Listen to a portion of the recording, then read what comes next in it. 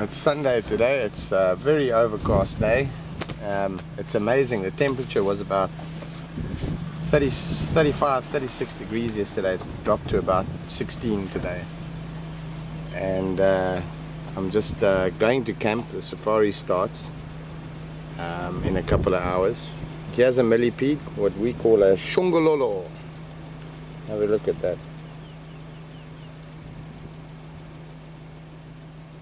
There we go. Well,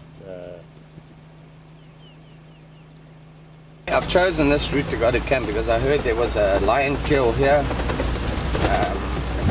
It's finished now. A couple of lions killed a kudu apparently, but what that means is there's probably a pride operating in this area. So before my guests arrive, I'm gonna just have a quick sneak preview. No, there definitely be, yeah, there's some activity over here. I can see some kudu tracks, and it seems that they're being followed by a cat. I just want to make sure what cat that is. Oh, that's those tracks that you see there are hyena tracks. They're walking away. They're walking behind me at the moment.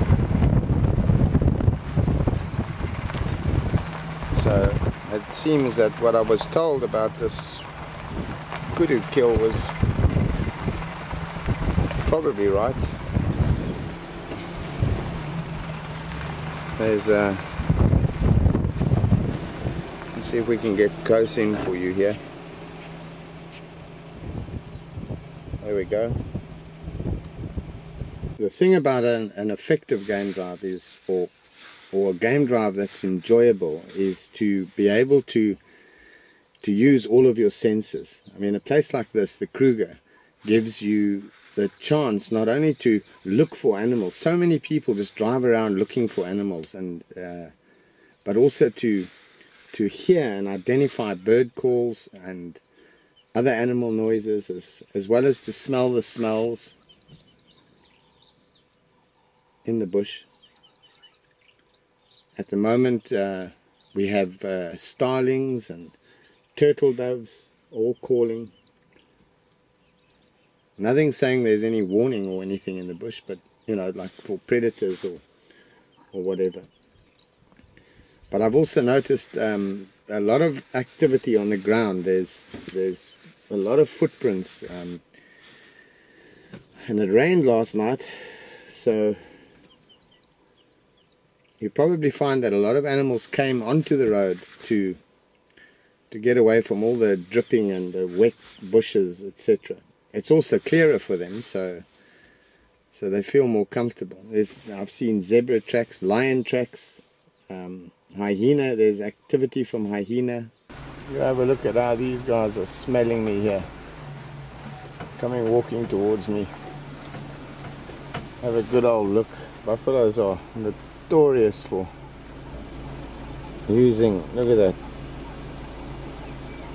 Have a good old sniff.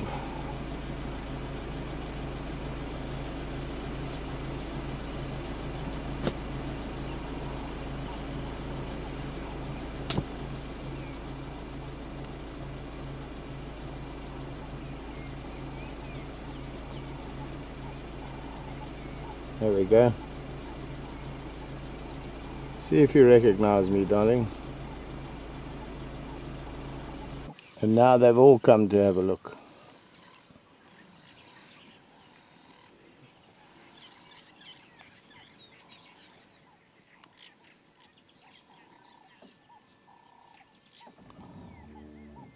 Tell you something, where there are big herds of buffalo, there are also lions and predators around, so it looks like this could be a good place to be for the next couple of days.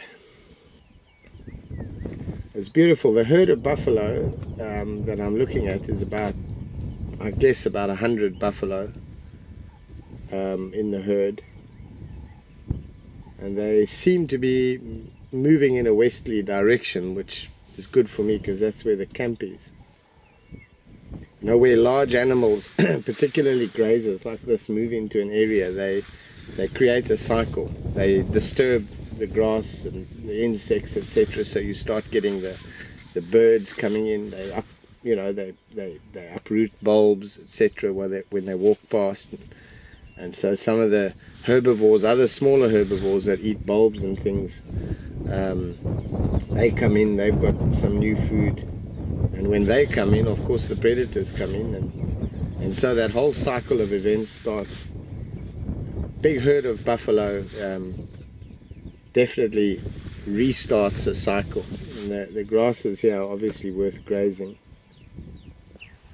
And what this one's doing over here is he's scent marking a tree. He's just horning the tree.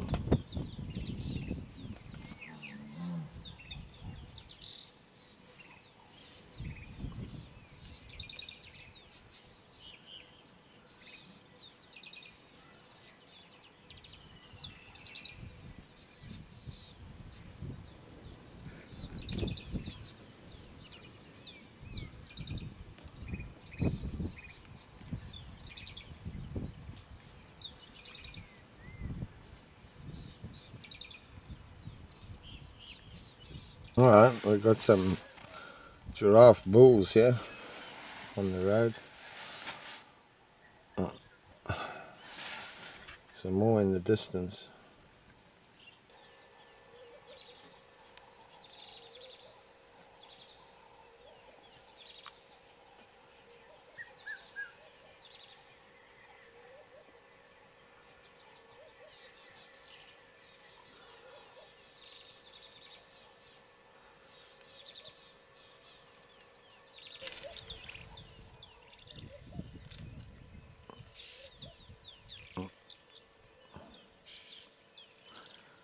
He's got quite small horns, but if you look at the calluses and knobbles on his head, that gives an indication of age.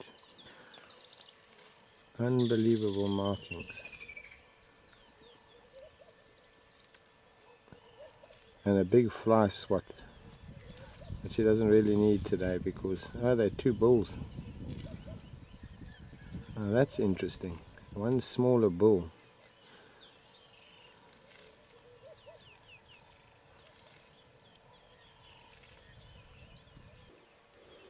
These oxpeckers are, you know, that's one of the connections.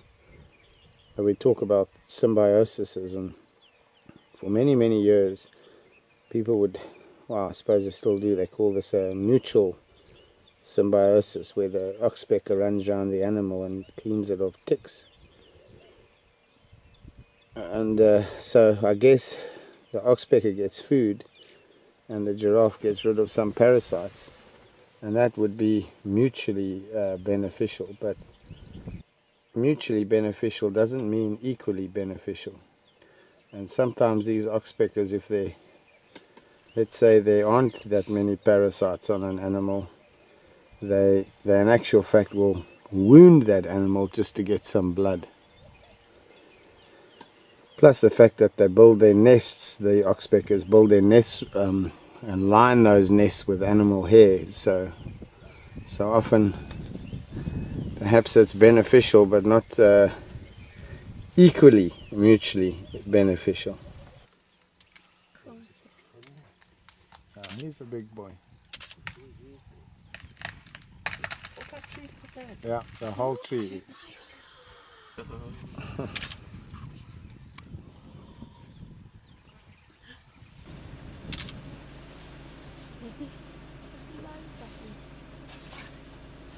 So is anyone counting?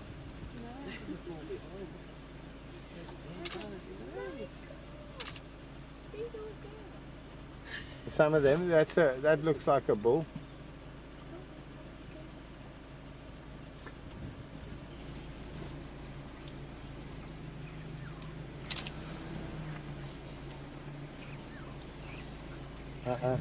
Okay, he wants to cross, so we're just going to allow him. Watch out, Jules. Oh, I can't.